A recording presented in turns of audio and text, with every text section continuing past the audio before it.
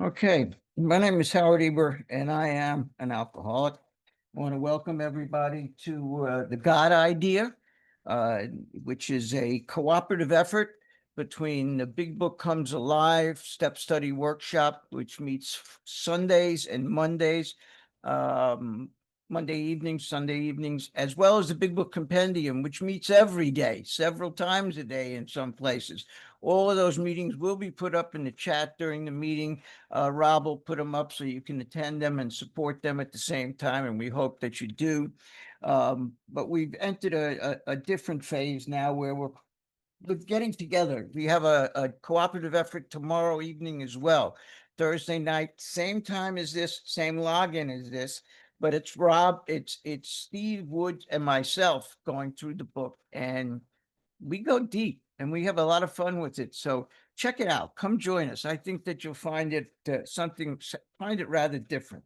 All right, let me get the camera here adjusted properly. And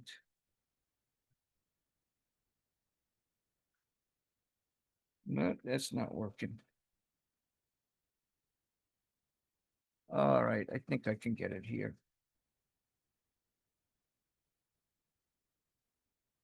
All right. We're going to have to make that work. Okay. What we're going to do is we are technically on page 14 from last week, but I wanted this is a lot of stuff that is, I think, real important in leading up to it in the previous page that I think would have more of an effect if we started there and then continued where we left off last week. So what I mean is, instead of starting on page 14, paragraph 1, I've asked Kathy to start on page 13, paragraph 2, which is when Ebby has come and visited Bill. We're starting at the point where he really hasn't yet, but Bill is talking about some of the changes that he went through on the way to his spiritual experience that evening. And that's why I wanted to start at this point, to get a little information before the spiritual awakening and then a little information after the spiritual awakening. So we're going to start on page, like I said, 13, paragraph 2, which begins with, "There I humbly." Okay, got the alcoholic. There I humbly offered myself to God as I then understood him, to do with me as he would. I placed myself unreservedly under his care and direction. I admitted for the first time that of myself I was nothing, that without him I was lost. I ruthfully faced my sins. Today, religion is by no means the sole advocate. Oh, I that's ruthlessly faced my sins and became willing to have my newfound friends keep them away, root and branch. I have not had a drink since. okay. This paragraph contains a couple of what would eventually become some of our steps. The first sentence, which I'm going to suggest, the first two sentences, actually, you may want to highlight in pink because they're prayers. They are step 3 surrenders. They are concessions where Bill offers himself to God as he understood him and placed himself under his care and direction. Please remember that word direction. Later, when we get to how it works in the third step, you're going to see that Bill originally put that word into the step, that we turn our will and our lives over to care and direction of God. And he made an arrangement with the others at the time that he would remove the word direction because they had some problems. They thought he was being too forceful and too directive. So he agreed to do that. But he also agreed that from that point on, he would be the final arbiter. He wasn't going to battle over every word in the book.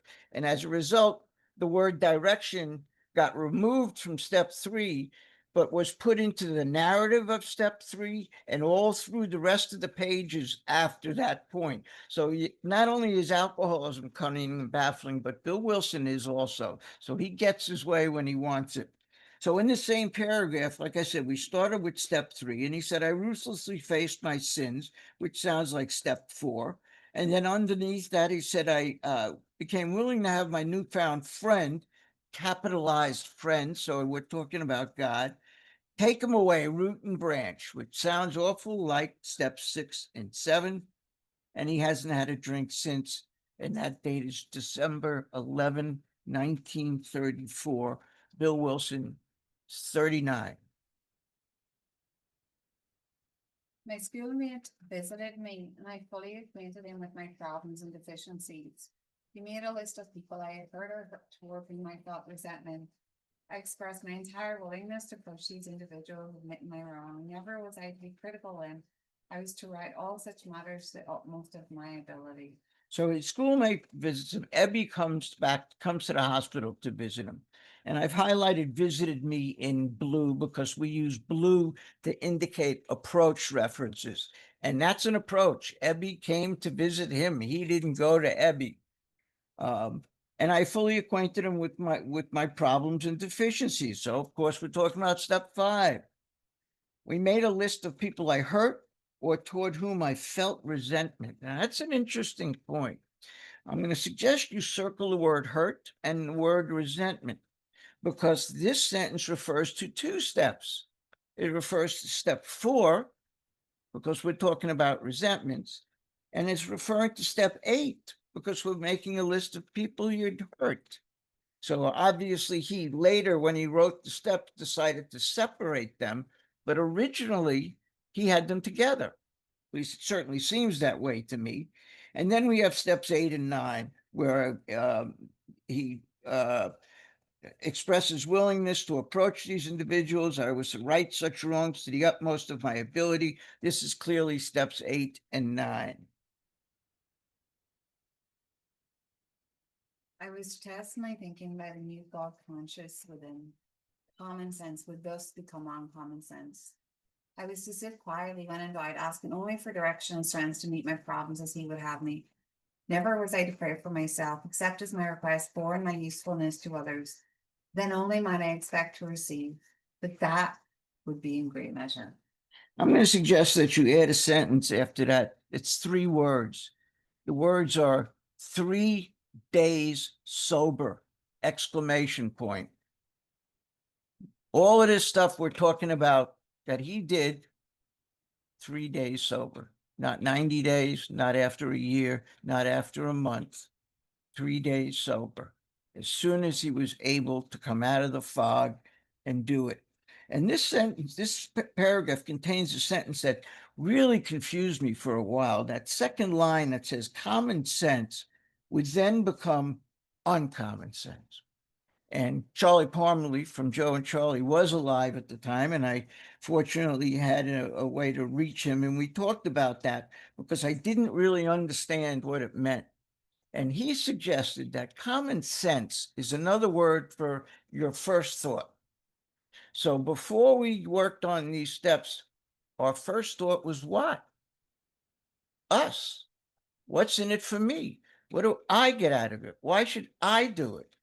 So the first thought, which was common sense, and think about it. It is common sense to think about myself. If I don't, who will? If I think about you, who's going to take care of me? I mean, how's God going to know what I want? You know, the fact of the matter is he isn't the least bit interested in what I want. He's going to give me what I need, and that's that. But the point is that the first thought, which was common sense, now becomes the second thought, which is uncommon sense. Before, when common sense was to think of me all the time, it would be uncommon sense for me to think of you. And so that has changed over. That second thought becomes the first thought. I think of you first, and I think of me second. And this never was I to pray for myself, except as my request bore my usefulness to others. You may want to underline usefulness to others, because that's the charge of the 12th step, the second part of the 12th step, which is a 3-part step: a promise, a charge, and a challenge. This is the charge to carry the message to other alcoholics. And again, 3 days sober. Kathy? My friend promised when these things were done, I would enter upon a new relationship with my creator. that I would have the elements of a way of living which answered all my problems. Belief in the power of God, plus enough willingness, honesty, and humility to establish and maintain the new order of things were the essential requirements. My friend promised when these things were done, you may want to circle that last word, done. The work has to be done. It can't be talked about, discussed, read about, chit-chatted, shared about. It must be done. And when they're done, he now has a new relationship with his creator. In other words, he's had this spiritual awakening and he has crossed, in a sense, into that fourth dimension because he's gotten in harmony spiritually, mentally, and physically. And if we are in harmony in those three basic dimensions, then we are functioning in what Bill later refers to as the fourth dimension of existence, which is the harmonious blend of the other three. And it would have all the elements of a new way of living, which would answer all my problems. I bet you thought it was just about alcohol. He's going to solve all of our problems. Fact is that there is one exception to that. Later on in the book, Bill tells us that when it comes to health issues, that we are to take advantage of the knowledgeable doctors and psychiatrists and psychologists around us. So we take those problems to a professional who's a specialist in that area, and everything else we give to God, and he'll take care of it. And incidentally, the sentence ends in an unusual way. He says, a new order of things were to be the essential, which means must, requirements, which means must. So he's saying that these steps are musts. Simple, but not easy. A price had to be paid.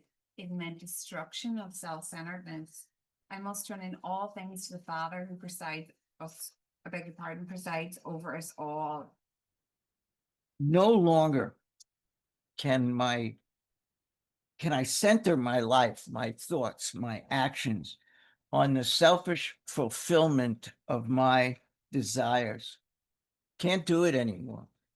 With God, as we understand him, however you want to view him, as Waldo or Charlie Brown or whatever, however you want to refer to your creator as your higher power. But with him or her at the center of our lives, we will find freedom. We'll find happiness. We'll find serenity. And that's what we're talking about here. That it's a simple process, but it's not easy.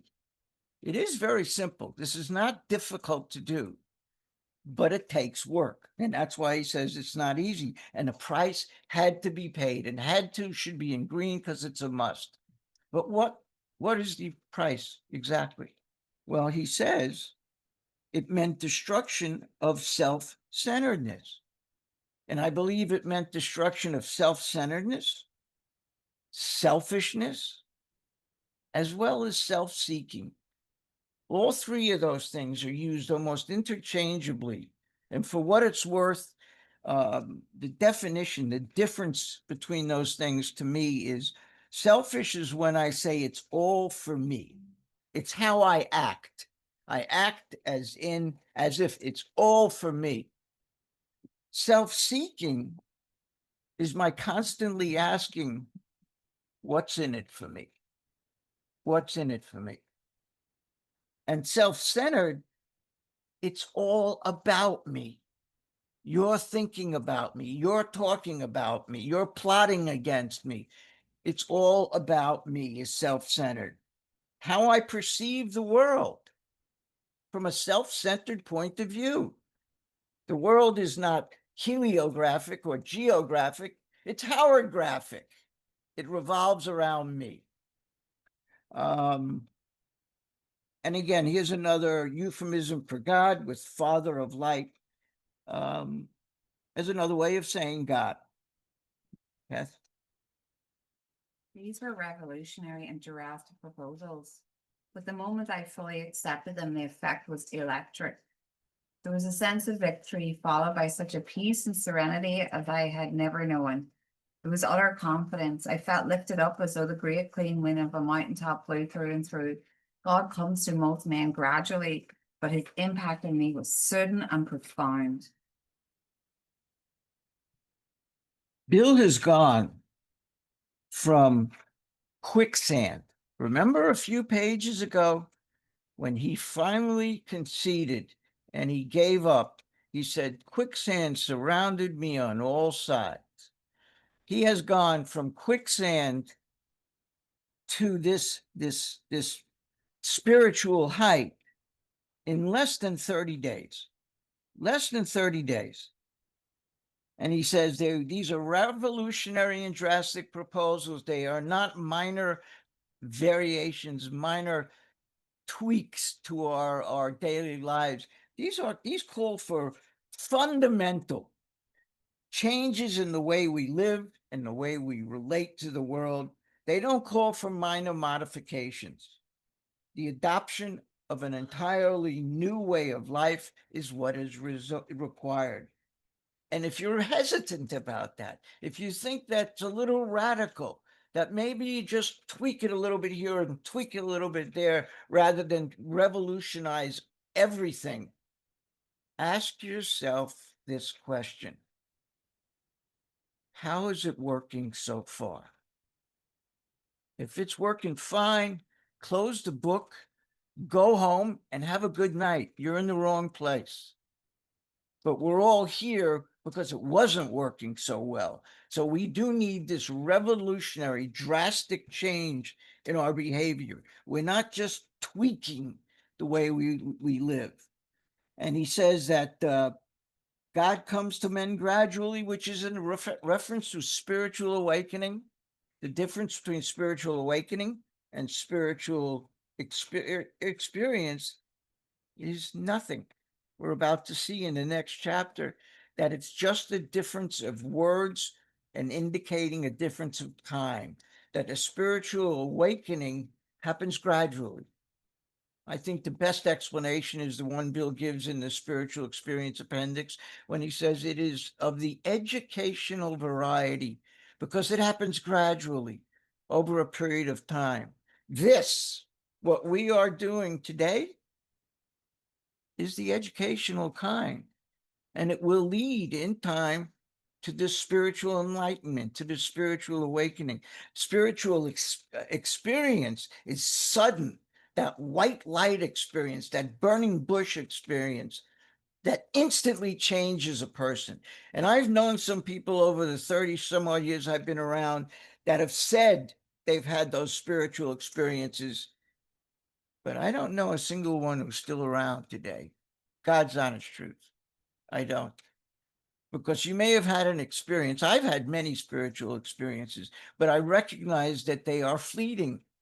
They are temporary. They are these God moments. They may feel like white light and burning bush, but when the worldly clamors of the day start come knocking on the door, you must have a firm spiritual way of living as a base, because you're not going to make it through those things. And we're going to hear about that a little later on this page. But I do want to mention something and from Pass It On. If for those of you who have this book, it is a conference approved literature, which is a little bit odd for me. On page 121, Bill explains better, I think, explains this experience, because in the middle of the paragraph, he talks about there was a sense of victory followed by peace and serenity, the utter confidence. I felt lifted, clean wind of a mountain blow through and through. That's how he explains it there. If you have comes of age, you may want to make note to see page 121, because he explains it much better there. On page 121 of Pass It On, he says, what happened next was electric. Suddenly, my room blazed with an indescribably white light. I was seized with an ecstasy beyond description. Every joy I had known was pale by comparison. The light, the ecstasy, I was conscious of nothing else for a time. Then in my mind's eye, there was a mountain. I stood on its summit where a great wind blew, a wind not of air, but of spirit. In great clean spirit, it blew right through me. Then came the blazing thought, you're a free man. I know not how long I remained in that state, but finally the light and the ecstasy subsided. I again saw the wall of my room. As I became more quiet, a great peace stole over me, and this was accompanied by a sensation that's difficult to describe. I became acutely conscious of a presence which seemed like a veritable sea of living thought. I lay on the shores of a new world. This, I thought, must be the great reality, the God of the preachers. Savoring my new world, I remained in this state for a long time. I seemed to be possessed by the absolute, and the curious conviction deepened that no matter how wrong things seemed to be, there would be no question of the ultimate rightness of God's universe. For the first time, I felt I belonged. I knew I was loved and could love in return. I thanked God, who had given me a glimpse of his absolute self. Even though a pilgrim upon an uncertain highway, I need to be concerned no more, for I had glimpsed the great beyond. Bill Wilson has just had his 39th birthday.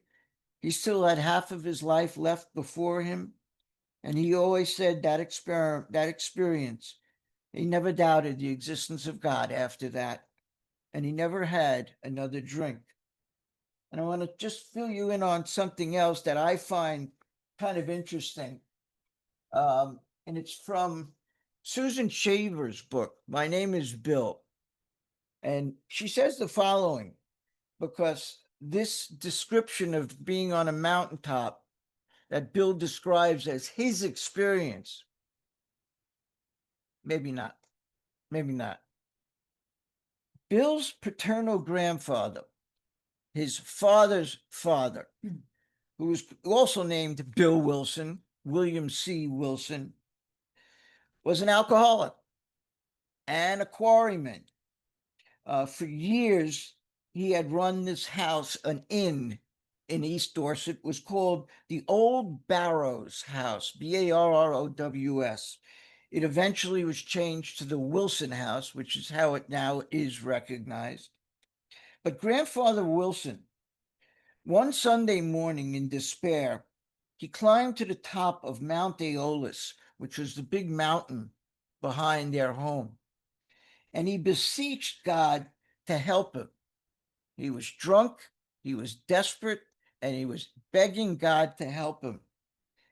He saw a blinding light, felt a great wind, rushed down, and then he rushed down to interrupt the service that was going on then in the Congregational Church. He demanded that the minister leave the pulpit, and Wilson went on to describe his experience to the entire congregation. In the 8 years he lived after that experience, the elder Wilson never had another drink.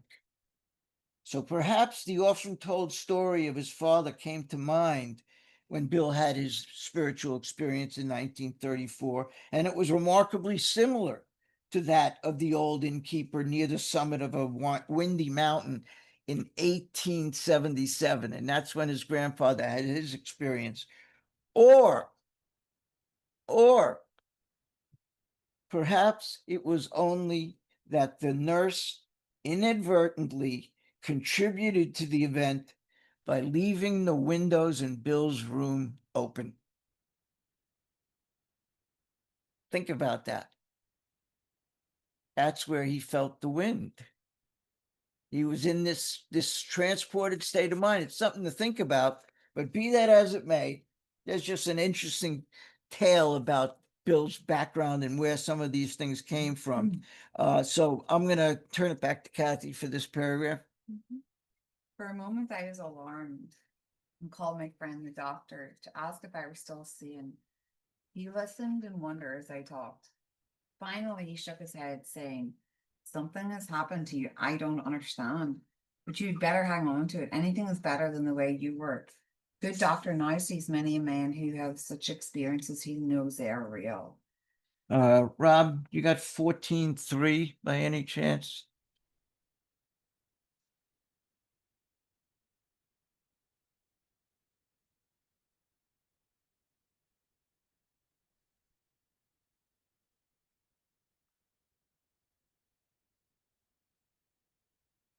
Oh,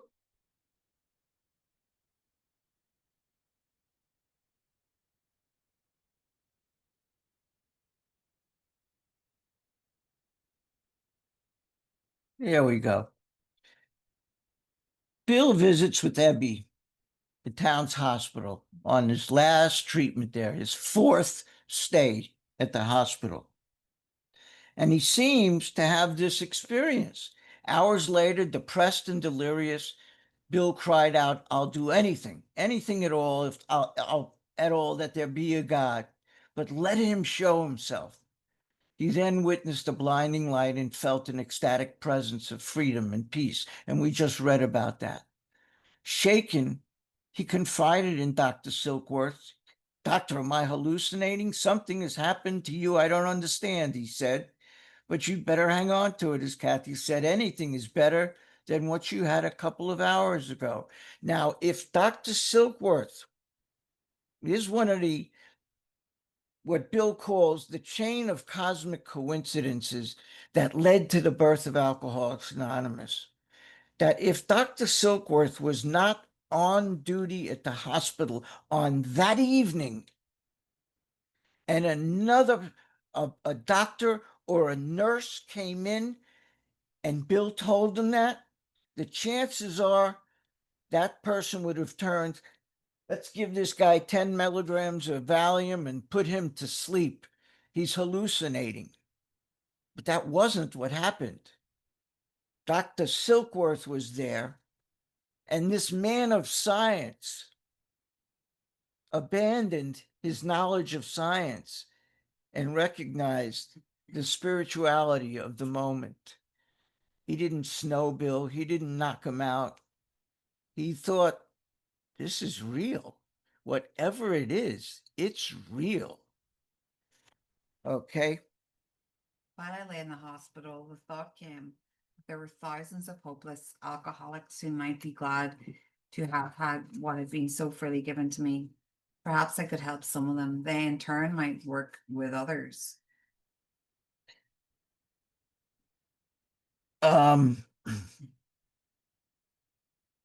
Let's set the scene for a minute. We don't know, when it comes right down to it, we don't know exactly what happened to Bill on that day. We do know certain facts. We do know this. It was December 1934. Bill died January 1971. And in those 37 years, he never found it necessary to take a drink again. So clearly, something profound took place in Bill's life at that moment. He always said it was this sudden spiritual experience he had as a result of the day he spent with Ebby going through what became our steps. And during those steps, the ideas, the emotions, the attitudes that were the guiding force of his life were indeed cast aside. And a whole new set of principles, a different set of principles took their place. And he was able to live the rest of his life without taking another drink. But think about this. When Bill came into the hospital, he was selfish, self-centered to the max. Bill Wilson did what he wanted, when he wanted, and to hell with anybody who tried to interfere. He wasn't going to do anything he didn't want to do. His wife almost died 3 times from ectopic pregnancies, and Bill visited the hospital once. Once. That's when he came to the hospital. Got it? Sorry. Visited the hospital one time. So here's a guy who came in selfish and self-centered to the max. He did what he wanted to whenever he wanted to. And that was his attitude when he went into the hospital. Let's take a look at the attitude he had when he left the hospital. And I'm going to reread what Kathy just said. For a moment, I'm sorry.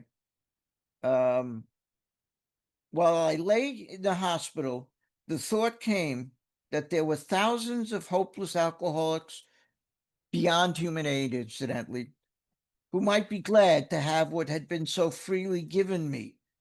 Perhaps I could help them. They in turn might work with others. Bill did not think, I'm clear-headed now and I can handle, I'm going down to Wall Street and I'm going to kill these suckers. I'm going to really show them what it is to have Bill Wilson back in town. Big Willie has returned to town. It's King William of Wilson has returned, baby. Here I am. Just start printing the money because I'm going to straighten everybody out. It's not what he said. Not what he did. In Comes of Age, he describes it a little simpler. He said, my thoughts began to race as I envisioned a chain reaction among alcoholics, one carrying the message and the principles to the next, who carried it to the next. More than I could ever want anything else in my life, I now knew that I wanted to work with other alcoholics. That's Bill Wilson's vision. Now, I don't care if it was generated by drugs they were given.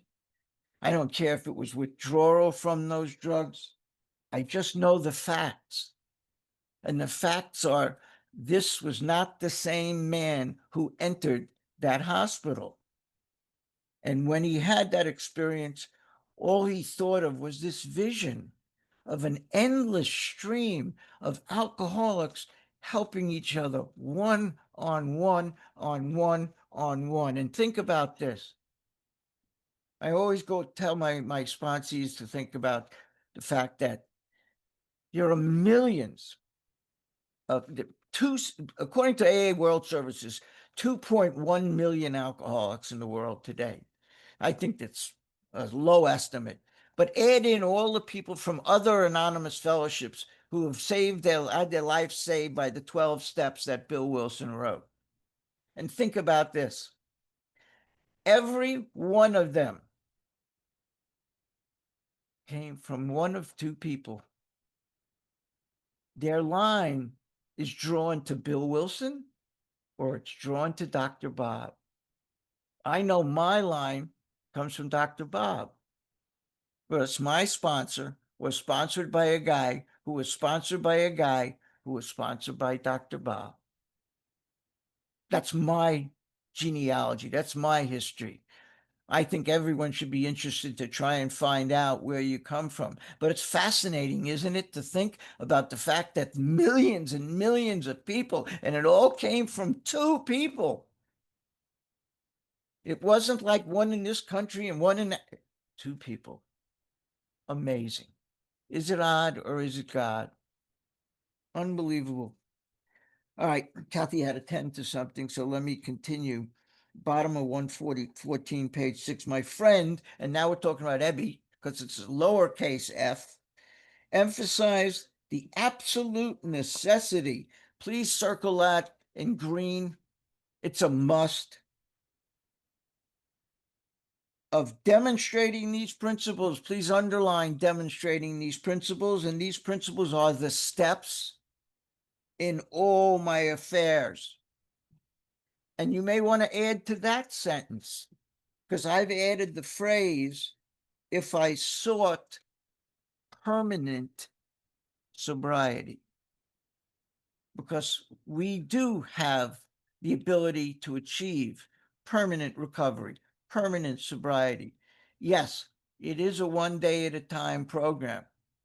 And it is dependent upon the maintenance of our spiritual principles and our spiritual life of steps 10, 11, and 12.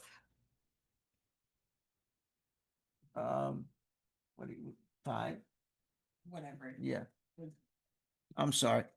It is dependent on those principles. So you can achieve permanent sobriety. So that's why I put that in there. That his friend emphasized that he had to continue doing this work. It's interesting that his friend didn't. The man who impressed the necessity of doing these things on Bill Wilson was unable to maintain long sobriety for the rest of his life. Lois always said that we're going to read about it in a couple of minutes, I think, if we have time, that Ebby always had a chip on his shoulder about AA, that he thought he should be recognized as one of the founders, and he always held it against Bill, and Bill never took it that seriously. But Ebby never maintained. What Lois said was Ebby never got the point of the value of one working with the other, that Ebby only worked with one drunk in his life. And here's where the cosmic coincidences take place. That was Bill Wilson. Ebby never worked with anybody else, never got anybody else sober, never sponsored anybody else. Ebby Thatcher worked with one man. And we are here today. Is it odd or is it God? We're on page 14.6, starting with particularly, was it imperative? Yeah. Sorry about that, guys. Yes, particularly was it, my friend had emphasized the absolute necessity of demonstrating these principles in all my affairs. Particularly was it imperative to work with others as he had worked with me. Faith without works is dead, he said, and how appallingly true for the alcoholic. For if an alcoholic failed to perfect and enlarge his spiritual life through work and self-sacrifice for others, he could not survive the certain trials and low spots ahead. If he did not work, he would surely drink again. And if he drank, he would surely die. Then faith would be dead indeed. With us, it's just like that. And again, I'm going to add a little sentence after that. After it says, with us, it's just like that. And the next sentence is a matter of life and death. Now, I'm going to suggest that you highlight, starting from the last line on page 14 to the end of the paragraph on top of page 15. That contains what is arguably the most important line in this book. And I don't know that it gets enough credit. It gets repeated often enough. But are we really paying attention to it? And that sentence is this: for if an alcoholic failed to perfect and enlarge his spiritual life by going to meetings. Oh, wait, I'm sorry. Doesn't say that in my book. It says through work and self-sacrifice for others, he couldn't survive. You don't even have to finish the sentence. He couldn't survive, period.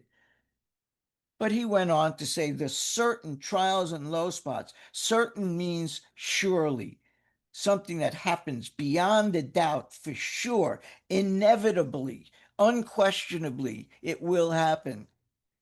So we're going to have life's trials and low spots, these worldly clamors that he called out on page 13, a couple of pages back after his meeting with Ebby, where he drank again. And he said it was because of worldly clamors, mostly those within myself.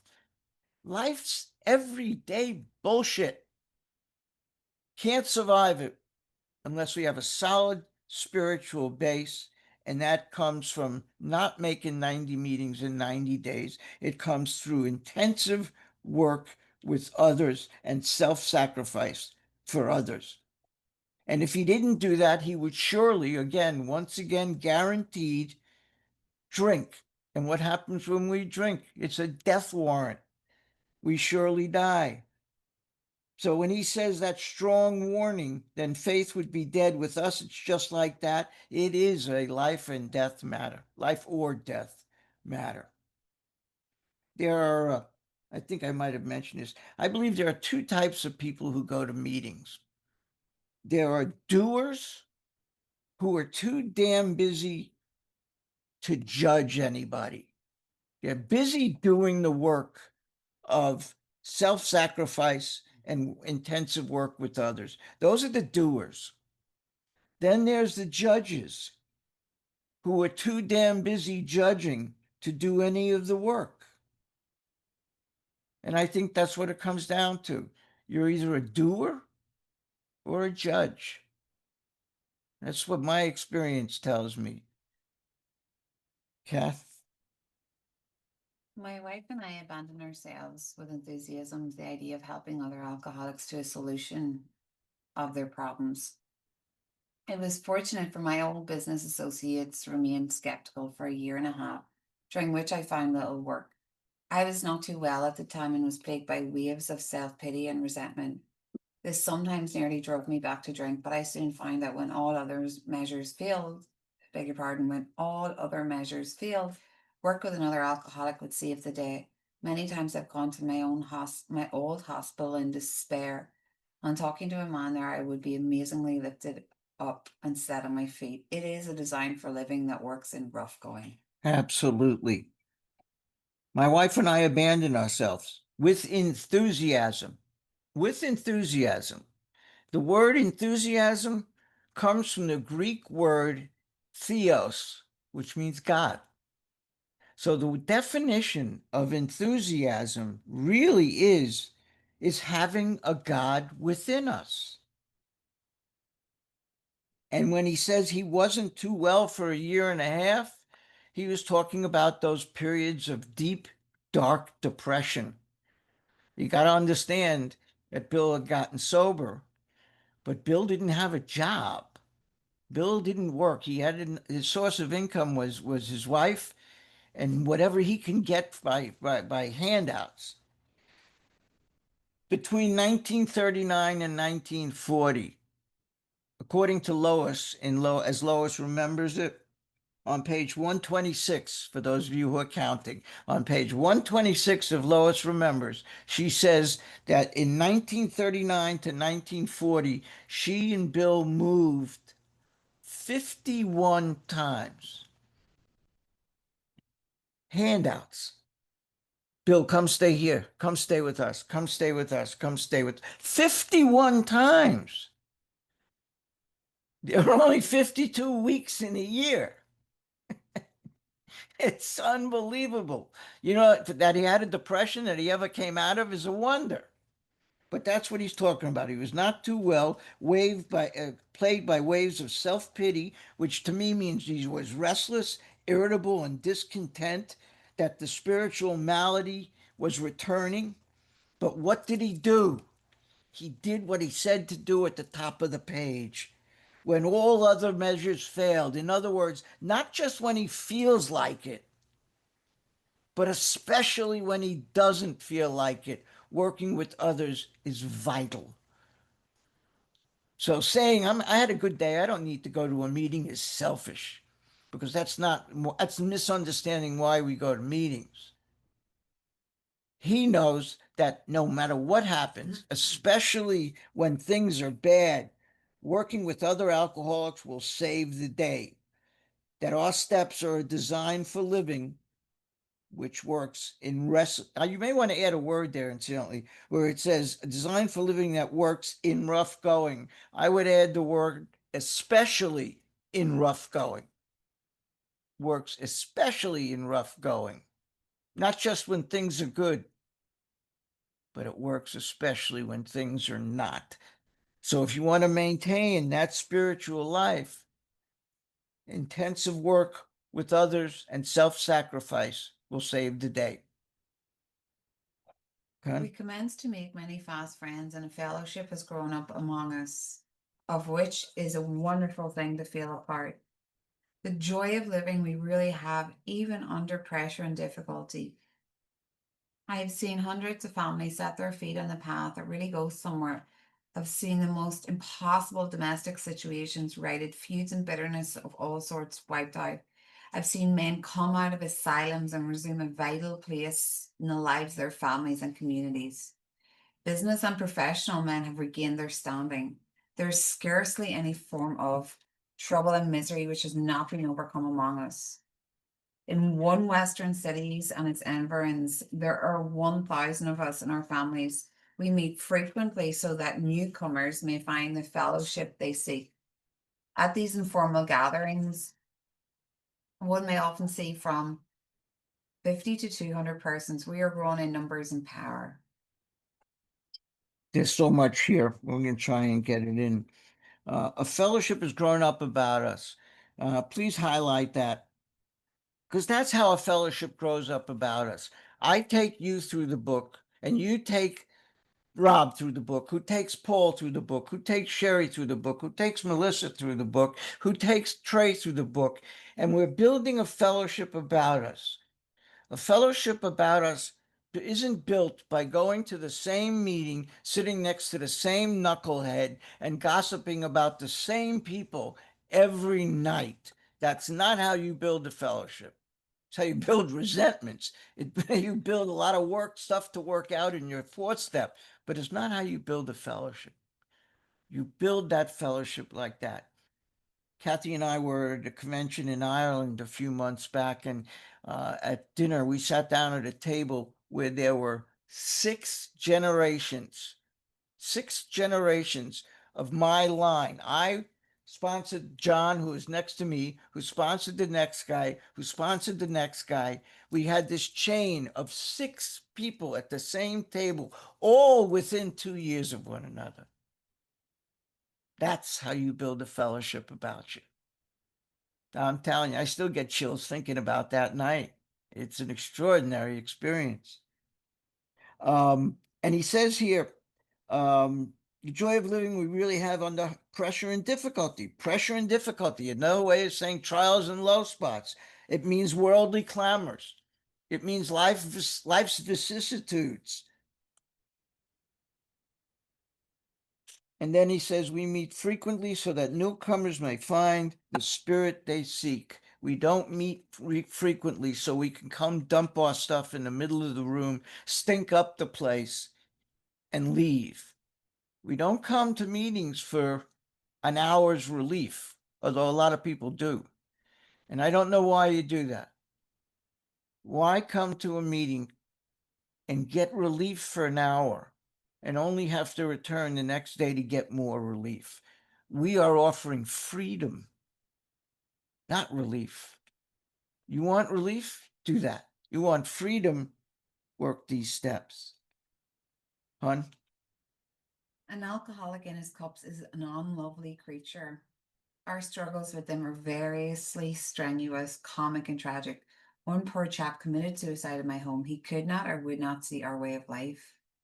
You want to finish the rest of it? Then we'll Yeah, there is, however, a vast amount of fun about it all. I suppose some would be shocked at our seeming worldliness and levity.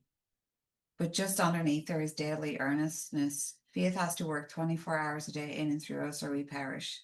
Most of us feel we need look no further for utopia.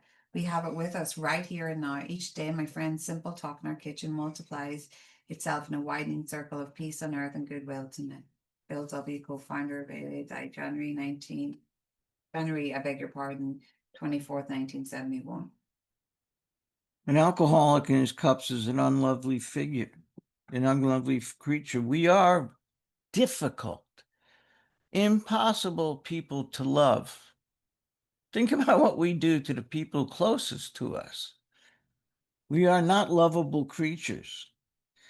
And the man he's referring to in that paragraph is a guy by the name of Bill Cousins, Cousins.